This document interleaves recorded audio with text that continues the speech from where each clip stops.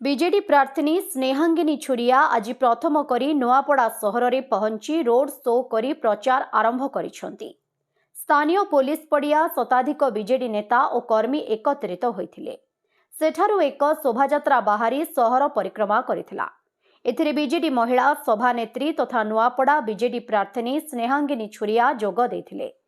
स्थानीय एकता छकरे स्वर्गत घासीरा माझी प्रतिमूर्ति रे माल्यार्पण करी श्रद्धांजलि जणाइथिले।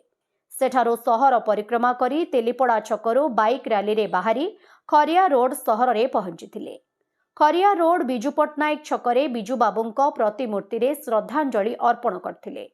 गणपति पैलेस रे एक निर्वाचनी सभा करी लोकंकु संबोधित करथिले। जिला सभापति अवनिरंजन जोशी अध्यक्षतार आयोजित सभारे बीजेडी प्रार्थी श्रीमती छुरिया, बीजेडी राज्य उपसभापति देवीप्रसाद मिश्र, खड़ियाल विधायक अधिराज मोहन पाणिग्राही, जिला परिषद उपाध्यक्षा दीपिका दीप, जिला पर्यवेक्षक विजय नायक, राज्य संपादक राजेश निगम, साधारण संपादक कार्तिक दीप, उपसभापति क्षितिश अशोक बोधनकर, नुआपड़ा एनएससी अध्यक्ष मोहम्मद आदम, युव बीजेडी राज्य सभापति चिन्मय साहू, छात्र बीजेडी राज्य सभापति इप्सिता साहू मंचासीन थिले। राज्यर महिला सुरक्षित नुहंती। एठी अन्याय, अत्याचार, व्यभिचार, बलात्कार बढ़िबारे लागिछि। बीजेडी सरकार महिलांक पई बहु काम करिसंती। महिलांको सुरक्षित रखिबा सह रोजगार दे स्वावलंबी करिसंती। एही अंचल पई स्वर्गत राजेंद्र ढोलकिया बहु उन्नतिमूलक काम करिसंती। जिला को विकसित करिबारे तांको भूमिका अतुलनीय। आगकू मु विजयी हेले अंचलर सर्वांगीन विकास मु करिबि बोली श्रीमती छुरिया कहिसंती। बीजेडी वरिष्ठ नेता अक्षय नंद, नुआपड़ा टाउन सभापति टिंकू पंडा, काउंसिलर शिवानंद पात्र, मलरंजन मंडल, थानेश्वर सुना, युवनेता मोहम्मद मुजाहिद, गोपी सुना, मोहम्मद बबलू प्रमुख उपस्थित थिले।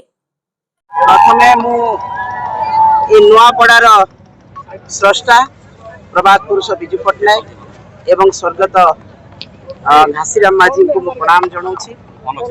तांकर आशीर्वाद रे नुआपड़ा जिला गठन होता एवं से नुआपड़ा निर्वाचन मंडली रे आज मोर प्रिय नेता बिजू जनता दल सभापति मते प्रार्थी भाव में घोषणा करिसंती एवं मु प्रथम प्रार्थी भाव में नुआपड़ा आसीची। एई माटी को मोर प्रणाम, एठिकार वीर संतान मान को मोर प्रणाम, एठिकार समस्त देवादेवी को मो मुंडिया मारिकी मो नुआपड़ा रे मोर आरंभ करिछि यात्रा।